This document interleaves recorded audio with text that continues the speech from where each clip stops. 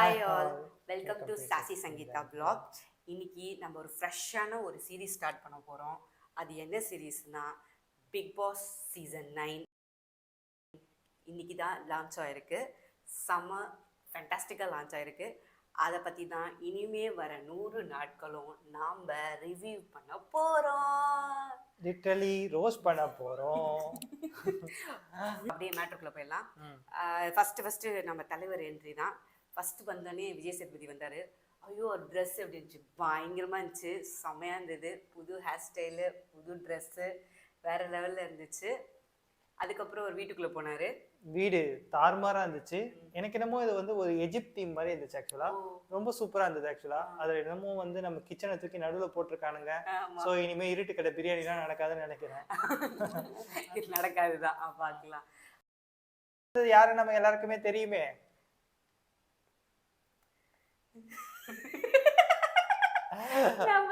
நம்ம water melon star தான் first வந்தாரு. ஏய் பாத்தியா ஒரு ட்ரெஸ்ல கூட வாட்டர் மெலன் நீ பாத்தியா ட்ரெஸ்ல கூட வாட்டர் மெலன் போட்டுருந்தாங்க. அப்படியே காஸ்டியூம்ல கூட ஒரு வாட்டர் மெலன்ல தான் வருவாரு. ஆனா இந்த விஷயத்துல விஜய் டிவி ப்ரூவ் பண்ணிடுச்சு, டிஆர்பிக்காக அவங்க எந்த லெவலுக்கு வேணா போவாங்கன்னு இவரை செலக்ட் பண்ணதுல தெரிஞ்சு போச்சு. கண்டிப்பா நான் சொல்றேன், டே 1ல இருந்து ஆல்ரெடி சம்பவம் ஆரம்பிச்சிச்சு. அதை பத்தி நம்ம அப்புறம் பேசுவோம். அடுத்து நம்மளோட அடுத்து யார் வந்ததுன்னா வருணக்கா,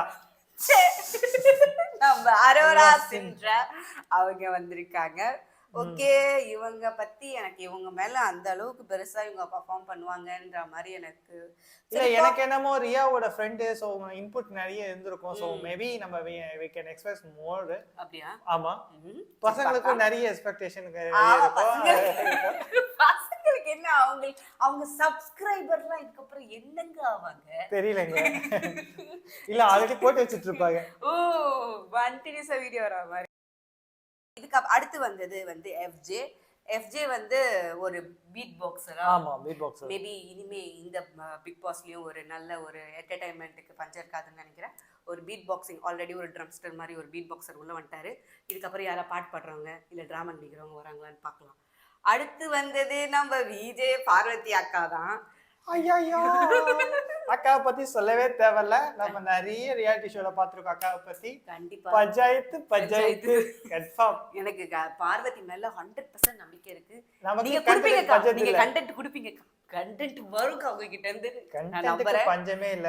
அடுத்து வந்தது வந்து இந்த துஷாரன் மலேசியன் பையனா, சிங்கப்பூர் ஜெனடிக் பையன். ஆக்சுவலி தமிழன் தான். பட் அவனை பத்தி இன்னும் நமக்கு எந்த ஐடியாவும் இல்ல. போக பார்க்கலாம் எப்படி பெர்ஃபார்ம் எப்படி விளையாடுறாங்கன்றது பார்க்கலாம். அதுக்கப்புறம் நம்மளோட காரக்குழம்பு கனியக்கா, இந்த சீசன்ல சமைக்கிறதுக்குன்னு ஒரு ஆளை பிடிச்சி போட்டாங்கப்பா உள்ள. அதனால சாப்பாடுக்கு இனிமே பஞ்சம் கிடையாது. கனி எலிமினேட் ஆனதுக்கு அப்புறம் தான் சாப்பாடுக்கு பஞ்சம். அதுக்காக விஜய் டிவி வச்சிருப்பாங்க அவ்வளோ ஒரு அதனால பிரச்சனை இல்லை. அதுக்கப்புறம் வந்தது சபரி. ஐ திங்க் சபரி மேல எனக்கு ஓரளவுக்கு ஆல்ரவுண்டர் மாதிரி தான் தெரியுது. இல்ல, சபரி வந்து நம்ம பையன். ஆக்சுவலி அவன் நல்லா பண்ணுவான், எனக்கு நல்ல நம்பிக்கை இருக்கு. ஏன்னா சத்யா, சபரி இவனுக்கு எல்லாம் ஒரே பசங்க, எங்க பசங்க, சத்யபாமா பசங்க. அவனுங்க எல்லாம் நல்லா பண்ணுவானுங்க, சரியா? சோ அதனால நான் ஓப்பன். ஆக்சுவலி சபரி வந்து ஒரு ஆல்ரவுண்டர் மாதிரி தான் இருக்காரு. இப்பவே அவன் நிறைய வந்து இது கொடுக்குறான். ஆமா, இன்புட்ஸ் நிறைய கொடுக்குறாரு. அவர் எல்லாத்தையும் ஆக்சுவலி சபரி வந்து தெரியறாரு. இது ஒருத்தரும் என்ட்ரி ஆகும் போது உள்ள வந்து சபரி வந்து மெயின் ஃபோக்கஸா வந்து எல்லாத்தையும் பேசுறதாகட்டும், இது பண்றதாகட்டும். இல்ல, நான் சொல்லிட்டேன், அவன் நம்ம பையன், சத்யமாமா பையன், அவன் கலக்குவான். சத்யமாமா கூட பிடிச்சிக்கிறானுங்க. அடுத்து யார் வந்தார்னா பிரவீன் காந்தி டைரக்டர் வந்தாரு. அவரோட நம்ம ஃபேமஸ் ரக்ஷகன் மூவியோட டைரக்டரு.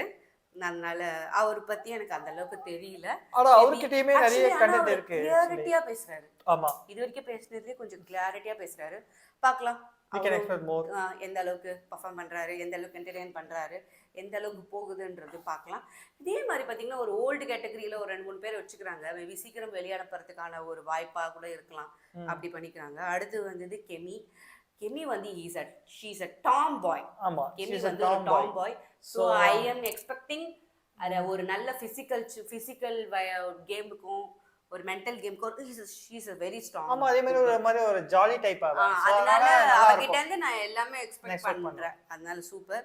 ஆதிரை இவங்க நம்மள வந்து இந்த சீரியல்ல பார்த்துருப்போம், விஜய் டிவி சீரியல்ல பார்த்துருப்போம். எனக்கு இவங்களை பத்தி அவ்வளோ பெருசா தெரியாது. சரி பார்க்கலாம் அவ எந்த அளவுக்கு அவங்க பெர்ஃபார்ம் பண்றாங்கன்றத பார்க்கலாம். அடுத்து வந்தது ரம்யா.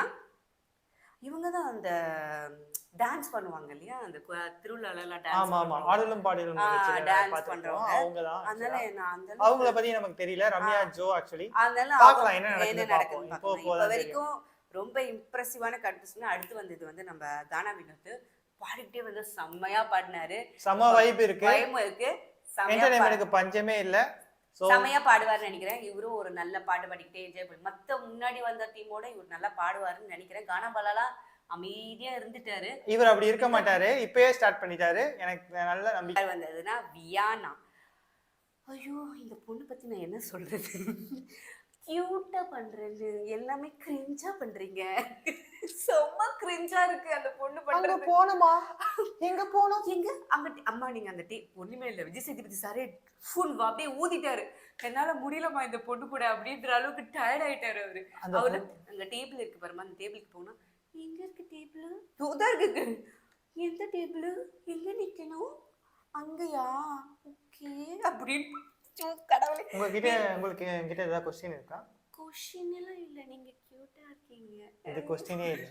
இந்த பொண்ணு கிரிஞ்ச் மேக்ஸ் அப்படி கியூட்டா பண்றது. சில பேர் கிரிஞ்சா பண்ணுவாங்கல்ல, அந்த மாதிரி இருக்கு. இது பண்றதெல்லாம் எனக்கு செம்ம ஆக்டிங்கா இருக்கு. அது பார்க்கவே எனக்கு ஆக்டிங்ன்ற மாதிரி செம்ம இதுவா இருக்கு.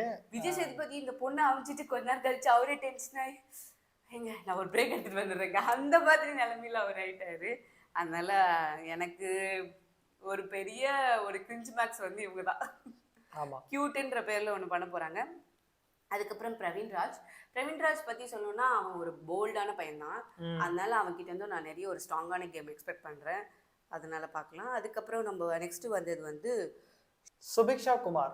இவங்க நம்ம இன்ஸ்டாகிராம்ல பார்த்துருப்போம், இன்ஸ்டாகிராம்ல ரீல்ஸ்லாம் போட்டிருப்பாங்க ஆக்சுவலா. ஸோ இவங்கள பத்தியும் நமக்கு வந்து ப்ராப்பரான டீட்டெயில்ஸ். அப்சரா சிஜே அவங்க வந்து எல்பிடிக்யூ கம்யூனிட்டில இருந்து வந்திருக்காங்க. ஸோ அதுக்கும் சான்ஸ் கொடுத்துருக்காங்க. பார்க்கலாம் என்ன நடக்குதுன்னு. ஐ திங்க் அவங்க நிறைய ஷோஸ் எல்லாம் வின் பண்ணியிருக்காங்கன்னு நினைக்கிறேன் எனக்கு தெரிஞ்சு. அந்த மாதிரி சரி பார்க்கலாம் எந்த அளவுக்கு பெர்ஃபார்ம் பண்றாங்க. இன்னைக்கு கொஞ்சம் அமைதியா தான் இருந்தாங்க. அதனால ஓப்பன் அப் இப்போ வரைக்குமே ஓப்பன் அப் ஆகல ஆக்சுவலா. பார்க்கல, மேபி பார்க்கலாம் நெக்ஸ்ட் டேல இருந்து ஓப்பன் அப் ஆகுறாங்களான்றது பார்க்கலாம். ஏன்னா ஃபர்ஸ்ட் எல்லாருக்கும் தெரிஞ்ச மாதிரி முதல் 2 நாள் எல்லாரும் எங்கள் வீட்டில் எல்லாம் நாளும் கார்த்திகை மாதிரி தான் இருப்பாங்க. 3வது நாள் 4வது நாள் இல்ல அடுத்த ஒரு வாரம் கழிச்சு தான் எல்லாரும் வீட்லயும் சண்டைன்ற மாதிரி ஆரம்பிக்கும். அதனால இந்த வாட்டி என்ன போகுதுன்னு பார்க்கலாம். அடுத்து யார் வந்தா? அடுத்து நம்ம விக்கல்ஸ் விக்ரம். ஐயோ என் தலைவன், ஏன் தலைவா நல்லா தானே ஷோ போயிட்டு இருந்துச்சு, ஏன் திடீர்னு விஜய் டிவி கண்டென்ட்ற மாதிரி தான் இருந்துச்சு. சீரியஸ்ல நான் ஃபர்ஸ்ட் டைம் பார்க்கும்போது ஐயோ தலைவா உன் ஷோக்கு நான் கூட வந்தேனே தலைவா. ஆனா எனக்கு விக்கல்ஸ் விக்ரமோட கான்செப்ட் அவரோட இது எல்லாமே ரொம்ப பிடிக்கும். கண்டிப்பா என்டர்டெயின்மென்ட் சூப்பரா இருக்கு. அப்ப கண்டிப்பா ஒரு கான்செப்ட் வந்தா விக்கல்ஸ் விக்ரம் பயமா பண்ணுவாருன்னு நினைக்கிறேன். அவர் மேல எனக்கு பயங்கரமான ஹோப் இருக்கு. அதனால பார்க்கலாம் எந்த அளவுக்கு அவர் பெர்ஃபார்ம் பண்றாருன்னு. அப்புறம் விஜய் நந்தினி அவங்க பத்தி எனக்கு பெருசா தெரியல. சோ என்ன நடக்குது நிறைய நியூ கண்டஸ்டன்ட் தான் இந்த வாட்டி. அதுக்கப்புறம் நம்ம கம்ருதீன் வந்து கொஞ்சம் என்னமோ தெரியல, ஸ்டேஜ்லயே அவர் ஃப்ரெண்டு சொல்லிட்டாரு, டேய் நீ இப்படி இல்லடா இன்னும் நல்லா பண்ணணும்டா அப்படின்னு. கொஞ்சம் அமைதியா இருக்க மாதிரி இருக்காரு, என்னன்னு தெரியல. ஆனா உள்ள போனோனே ஒரு பாட்டுலாம் பாடி அப்படியே மிங்கிள் ஆனாரு. சோ பார்க்கலாம் எந்த அளவுக்கு. எனக்கு வந்து இந்த பிக் பாஸ் சீசன் 9ல வந்து இப்போதைக்கு எல்லாருமே ஃபர்ஸ்ட் டேவே நம்ம ஜட்ஜ் பண்ணக்கூடாது யாரையுமே. அதனால எல்லாருமே நல்லாவே பண்ணியிருக்காங்க. இப்பயும் நம்ம விஜய் டிவி டிஆர்பிக்காக என்ன வேணா பண்ணுவேன்னு காட்டிட்டானுங்க. இந்த அகோரி கலையரசன் இவங்களெல்லாம் கூப்பிட்டுருக்காங்க. எனக்கு சத்தியமா எனக்கு தெரியல. மேபி நான் சொல்றது கேளு, அடுத்த வருஷத்துக்குள்ள நாமளும் ஏதோ ஒரு கான்ட்ரவர்சிக்குள்ள போறோம், பிக் பாஸ்க்குள்ள போறோம். கான்ட்ரவர்சி பண்ணா பிக் பாஸ்க்குள்ள கூட்டுவாங்க போல இருக்கு. எனக்கு தெரியல, எனக்கு டிஆர்பிக்காக ஏன் பிக் பாஸ் டீம் தெரியல. பார்க்கலாம் நம்ம இப்போ வந்து பார்க்கலாம். It's so early to judge actually. அப்புறம் அவங்க சொல்றாங்க இந்த அகோரி கலையரசன்ற நேம போறதுக்கு தான் நாங்க வந்து உள்ளேயே வந்திருக்கோம். பொறுத்த வரைக்கும் கண்டஸ்டன்ஸ் எல்லாரும் எப்படி இருக்காங்கன்னா வழக்கம் போல விஜய் டிவி ப்ராடக்ட்ஸை கொஞ்சம் நிறைய பேர் கொண்டு வந்திருக்காங்க. அதுக்கப்புறம் பார்த்தீங்கன்னா எல்லா ரவுண்ட்ல வந்து கொஞ்சம் பேர் கொண்டு வந்திருக்காங்க. கொஞ்சம் பேர் சாங் பாடுறவங்க, கொஞ்சம் பேர் பீட் பாக்ஸ் பண்றவங்க, கொஞ்சம் பேர் காமெடியன்ஸு, குக்கு, அதுக்கப்புறம் வந்து அன்னோன் பர்சன்ஸ் நிறைய பேர் வந்து இந்த மாடலிங் பண்றவங்க கூப்பிட்டுருப்பாங்க. அந்த மாதிரி ரேஞ்சர்ஸ்ல இருந்து தான் எடுத்திருக்காங்க. ஓவராலா பார்க்கும்போது இது ஒரு பயங்கரமான ஒரு கலக்கலா இருக்கு. இது எப்படி இருக்க போகுதுன்றதை இனிமே தான் எல்லாருமே ஸ்டேஜ்ல வந்து ரெண்டு பேட்ச் எடுத்தாங்க. ஆமா, ஒரு ப்ளூ பேட்ச் ஒன்று ரெட் பேட்ச் எடுத்தாங்க. ப்ளூ பேட்ச் கம்மியாக எடுத்தாங்க, ரெட் பேட்ச் நிறைய பேர் அதிகமாக எடுத்தாங்க. இது என்னன்னே தெரியல. கடைசி எண்டில் தான் சொல்லுவேன்ட்டாங்க. கடைசியாக எண்டில் நம்ம தலைவர் என்ட்ரி அப்போ என்ன சொன்னாங்கன்னா, இது வரைக்கும் அந்த தண்ணி டேங்க்கு ஒரு வச்சுருந்தாங்க இல்லையா, அந்த சீரீஸில் என்ன சொல்லிட்டாங்கன்னா, இது வரைக்கும் ஃபில்லாக இருக்கிற தண்ணி டேங்க்கு தான் இந்த நான் வந்து சொல்ற வரைக்கும் இதுதான் இந்த தண்ணி, இதுதான் நீங்க ஓவராலா யூஸ் பண்ணிக்கணும். நான் எப்போ தண்ணி ஓப்பன் பண்றேனோ அது வரைக்கும் தான் ஓப்பன் பண்ண முடியும். அது வரைக்கும் வேற எங்கேயுமே தண்ணி வராது. அதில் ஒரு ஃபர்ஸ்ட் நம்ம ஆப்போசிட்டாங்க பிக் பாஸ். செகண்ட் வந்து இந்த டீலக்ஸ் பெட்ரூம், நான் டீலக்ஸ் பெட்ரூம். ஸோ அதில் வந்து பார்த்தீங்கன்னா வந்து ரெட் எடுத்தவங்களாம் நான் டீலக்ஸில் போட்டாரு, ப்ளூ எடுத்தவங்களை வந்து சூப்பர் டீலக்ஸில் போட்டாரு. சூப்பர் டீலக்ஸில் உங்களுக்கு நிறைய வசதி இருக்கு. நீங்க பார்த்தாவே தெரியும், ரெஸ்ட் ரூம்லேருந்து எல்லாமே இருக்கு, ஜக்கூசிலாம் இருக்கு. அது எதுக்குன்னு தெரியல, பட் எல்லாமே இருக்கு. இப்ப ரெட் டீம்ல போனதுல இருந்து அதுக்குள்ளேயே வந்து அங்க ஒரு பஞ்சாயத்து ஆரம்பிச்சிச்சு. யாருக்குன்னா நம்ம வாட்டர்மெலன் ஸ்டார் தான். வாட்டர்மெலன் ஸ்டார் என்ன சொல்றாருன்னா, ஒண்ணுமே இல்லை சார், ஒரு பண்ணுப்பா. வாட்டர்மெலன் ஸ்டார் என்ன சொல்றாருன்னா, நான் வந்து ஆஸ் எ டாக்டரா நான் என்ன பண்ணுவேன்னா அப்படின்றாரு. உடனே அங்கேருந்து ஒருத்தன் பிரவீன் வந்து சொல்கிறான், சார் ஃபிசியோதெரபிஸ்டெல்லாம் டாக்டர் இல்லை சார் அப்படின்றா. இல்லை நான் டாக்டர் தான் அப்படின்றாரு. இப்போ எனக்கு ஒரு கன்ஃபியூஷன் என்னன்னா, ஃபிசியோதெரபிஸ்ட் டாக்டர் இல்லையா தெரியல, நீங்களே சொல்லுங்க, கமெண்ட்ல சொல்லுங்க. ஓகேவா? அதுக்குள்ள வந்து நம்ம பார்வதி அக்கா உள்ள வந்துட்டாங்க. அதுக்கப்புறம் கெமிக்கும் நம்மளோட வாட்டர்மெலன் ஸ்டாருக்கும் வர சண்டை ஆரம்பிச்சிச்சு. அவங்க ஏதோ கேட்டிருக்காங்க போல, உங்களுக்கு நீங்க படிச்சாலும் உங்களுக்கு அந்த மெடிக்கல் டேர்ம்ஸை படிச்சாலும் கூகுள் பண்ணி படிச்சாலுமே உங்களுக்கு ஒண்ணுமே புரியாது, உங்களுக்கு தெரியாது, அதனால உங்ககிட்ட சொல்லணும்னு ஒரு அவசியம் கிடையாது அப்படின்னு வாட்டர்மெலன் ஸ்டார் பேச ஆரம்பிச்சிட்டாரு. இதனால கெமிக்கல் வாட்டர்மெலன் ஸ்டாருக்கும் இன்னைக்கு நைட்டே முடிக்கிச்சு. கொஞ்சம் பேசினிக்கிறாங்க, கொஞ்சம் ஹாஷா போயின்னு இருக்கு. அவர் எப்பவும் போல நான் எடுத்த முடிவுல தான் நான் நிற்பேன், நீங்க எல்லாரும் தப்பு அப்படின்ற மாதிரி அவர் பாட்டு பேசினே இருக்கிறாங்க. இவங்க எல்லாம் சுத்தி இருக்கிறவங்க ஏதோ சொல்ல ட்ரை பண்றாங்க, சொல்லவே முடியல, யாராலும் பேசவே முடியல.